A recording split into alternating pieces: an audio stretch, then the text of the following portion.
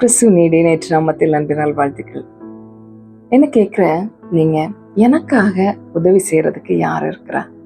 நான் எப்பவுமே தனியா இருக்கிறேன், எனக்கு உதவி செய்ய யாருமே இல்லை, எனக்காக காரியங்களை ஹெல்ப் பண்றதுக்கு, எனக்காக ஒரு காரியத்தை தொடர்ந்து செய்யறதுக்கு யாருமே இல்லை அப்படின்னு நீங்க நினைச்சீங்கன்னா இந்த செய்தி உங்களுக்கானது.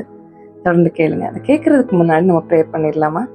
ஸ்தோத்தரிக்கிறோம் ஆண்டவரையும் துதிக்கிறோம் அப்பா, மகிமைப்படுத்துகிறோம். எங்களுக்காக யாவும் செய்து முடிக்கிற நல்ல பிதாவே, இந்த நாளின் செய்தி இன்னும் அதிகமாக கிட்டி சேர கேட்கிற ஒவ்வொருவருக்கும் உண்மையில ஒரு ஈர்ப்பையும் அன்பையும் உண்டு பண்ணுகிற வார்த்தையாய் மாறட்டும். இந்த வார்த்தையின் வல்லமை புறப்பட்டு விடுதலைகள் சம்பவிக்கட்டும். இயேசுவின் நாமத்தில் ஜெபிக்கிறோம் ஜீவனுள்ள நல்ல பிதாவே, ஆமென். எரேமியா 20வது அதிகாரம் 11வது வசனம் இப்படியே சொல்லுகிறது, கர்த்தரோ பயங்கரமான பராக்கிரமசாலியா என்னோடு இருக்கிறார், ஆகையால் என்னை துன்பப்படுத்துகிறவர்கள் மேற்கொள்ளாமல் இடறுவார்கள், தங்கள் காரியம் வாய்க்காதபடியால் மிகவும் வெட்கப்படுவார்கள், மறக்கப்படாத நித்திய லட்சியம் அவர்களுக்கு உண்டாகும். இந்த வசனம் அழகா சொல்லுகிறது, நம்முடைய தேவன் பயங்கரமான பராக்கிரமசாலியா நம்மோடு இருக்கிறார். எனக்கு யாருமே இல்லை அப்படின்னு நம்ம நினைக்கிற நேரத்துல ஒன்றை நினைத்து கொள்ளுங்க, நமக்கு ஒருத்தர் இருக்கிறார். அவர் சாதாரணமானவர் இல்ல, இஸ் அ மைட்டி வாரியர், பயங்கரமான பராக்கிரமசாலியா என்னோடு இருக்கிறார்.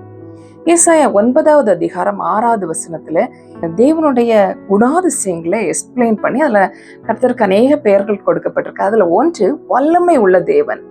அதுல அதனுடைய ஹீப்ரு பெயர் எல் ஹிப்போர் அப்படின்னா வல்லமை உள்ள தேவன். அந்த வல்லமை உள்ள தேவன், அந்த மைட்டி வாரியர், அந்த பராக்கிரமசாலி தான் நம்முடைய தேவாதி தேவன். நீங்களும் நானும் ஆராதிக்கிறவர் அவர் தான். அவர் நம்ம கூட இருக்கிறார், அவர் நம்ம கூட எப்பவுமே இருக்கிறார். His presence is with us, எப்பவும் அவர் நம்மோடு இருக்கிறார். ஹிஸ் பவர்ஃபுல், நம்ம கூட இருக்கிறவர் யாருன்னா வல்லமை நிறைந்தவர். அதே மாதிரி இவர் ஒன்றை செய்தால் அந்த நிச்சயம் வெற்றி இருக்கும். Is a victorious God. So உங்களுக்காக எனக்காக அவர் எதை செய்தாலும் அது வெற்றியாய் மாறும். முதல் விஷயம், அவர் நம்ம கூட இருக்கிறார் அப்படிங்கிறத மறந்துடாதீங்க. கூட இருக்கிறவர் சாதாரணமானவர் இல்ல, அவர் வல்லமை நிறைந்தவர். அவரால் செய்ய முடியாதது எதுவுமே கிடையாது. அவர் உங்களுக்கு யாவையும் செய்ய ரெடியா இருக்கிறாரு. மூன்றாவது, அவர் ஒரு காரியத்துல இடைப்பட்டுட்டார் அப்படின்னா அந்த காரியத்துல வெற்றி நிச்சயம். இன்னைக்கு உங்க பிரச்சனை என்ன, உங்க போராட்டம் என்ன? எனக்காக பேசுறதுக்கு யாருமே இல்லை, எனக்காக செய்யறதுக்கு யாருமே இல்லை அப்படின்னு கவலைப்பட்டுட்டு இருக்கிற உங்களை பார்த்துதான் ஆண்டவர் சொல்லுகிற, உனக்காக நான் இருக்கிறேன். வல்லமை நிறைந்த தேவன், பராக்கிரமசாலியான தேவன் உங்க கூட இருக்கிறார். அவர் உங்க கூட இருக்கும்போது எதுக்குங்க கவலைப்படணும்? அவர் ஆல்வேஸ் இஸ் வித் யூ, எப்பவும் உங்க கூட இருக்கிறார். நீங்க எங்க போனாலும் உங்களை விட்டு விலகுவதில்லைன்னு சொல்லியிருக்கிறார். உன்னோடு கூட இருக்கிறேன்னு சொன்னவ, எங்க போனாலும் எப்போ நான் உன்னை விட்டு விலகுவதும் இல்லை, கைவிடுவதும் இல்லை. அப்புறம் எதுக்கு மற்றவங்க எனக்கு உதவி செய்யல, அவங்க இல்லையே, இவங்க இல்லையே, எனக்கு யாருமே இல்லையே அப்படின்னு கவலைப்படுறதுக்கு தேவையில்லை. அந்த மனிதர்களுக்கெல்லாம் ஒரு குறிப்பிட்ட அளவு வரதான் நமக்கு உதவி செய்ய முடியும். மனிதர்கள் அவங்களோட ஒரு லிமிட்டேஷன் இருக்கு, அதை தாண்டி நமக்காக உதவி செய்ய முடியாது. அந்த நம்முடைய கர்த்தர் அப்படி இல்லை, பராக்கிரமசாலி, வல்லமை நிறைந்த தேவன். அவர் எந்த எல்லைக்குள்ளாலையும் போய் நமக்காக காரியங்களை மாற்ற முடியும், எல்லாவற்றையும் சேஞ்ச் பண்ண முடியும், எல்லாவற்றையும் சரி செய்ய முடியும். அப்படிப்பட்ட தேவன் இந்த நாளில் உங்க ஃபேமிலிக்குள்ளால வர்றார், இருக்கிற சூழ்நிலைகளை மாற்றுகிறார், உங்க பிசினஸ்ல வருகிறார், உங்களுக்காய் காரியங்களை திறக்கும்படி, உங்கள் ஊழியத்துல வருகிறார், உங்களுக்காய் வாசல்களை திறக்கும்படியாய். உங்களுக்கு எந்த காரியத்துல எந்த இடத்துல அவருடைய உதவி தேவையோ அதை நீங்க அவர்கிட்ட சொல்லும் பொழுது பராக்கிரமசாலியான தேவன், வல்லமை நிறைந்த தேவன் உங்களுக்காய் காரியங்களை செய்கிறார். மறந்து போகாதீங்க, இந்த வல்லமை உள்ள தேவன் உங்க கூடவே இருக்கிறார்.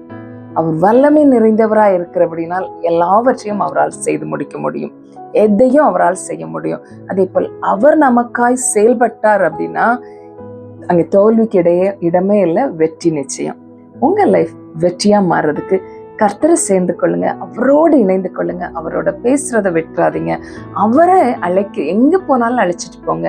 அது சின்ன காரியமா இருக்கட்டும், பெரிய காரியமா இருக்கட்டும், அவரை தொடர்ந்து உங்க கூட அவர் வருகிறத நீங்க உணர ஆரம்பிங்க, அதை ரெகக்னைஸ் பண்ணுங்க. ஆண்டவர் உங்க கூட இருக்கிறத அதுக்காய் நன்றி சொல்ல ஆரம்பிங்க. அவர் நீங்க போக்கிலும் வரத்திலும் உங்க கூட இருப்பேன்னா அவர் வருவாரு. அதை புரிந்து கொள்ளுங்க, அவருக்கு நன்றி சொல்லுங்க, அவரோட பேசுங்க, அவரோட ரிலேஷன்ஷிப்பை ஸ்ட்ரென்தன் பண்ணுங்க. உங்க பிரச்சனைகள் எல்லாம் அவர் ஹேண்டில் பண்ண விட்டு விடுங்க. நம்மளே ஹேண்டில் பண்ணோம் அப்படின்னு நினைச்சோம்னா தோல்விகள் வரும். நம்ம காரியங்கள் எல்லாம் அவர்கிட்ட கொடுத்துட்டோம் அப்படின்னா அவர் ஈஸியா அதை ஹேண்டில் பண்ணி நமக்கு வெற்றிகளை வாங்கி தருவார். நம்ம ஜெபிக்கலாமா? நன்றி ஆண்டவரே, உமக்கு நன்றி. பராக்கிரமசாலியும் வல்லமை நிறைந்த தேவனுமாய் இருக்கிறீரே, அதற்காய் நன்றி. இதை நாங்கள் இன்னும் அதிகமாய் புரிந்து கொள்ள தெய்வீக ஞானத்தை எங்களுக்கு தாங்க ஆண்டவரே.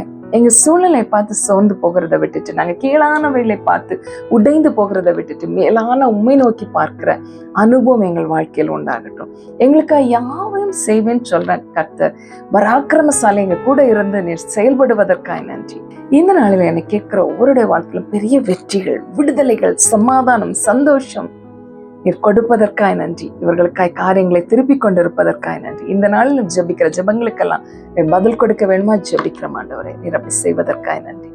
தொடர்ந்து கூட இருந்து நடத்துங்க, தாங்குங்க, ஏந்துங்க, தப்புவீங்க.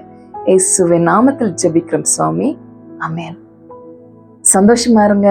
பயங்கரமான பராக்கிரமசாலியாய் நம்முடைய தேவன் உங்க கூட இருக்கிறார். எதை பற்றியும் கவலைப்படாதீங்க. Be happy. God bless you.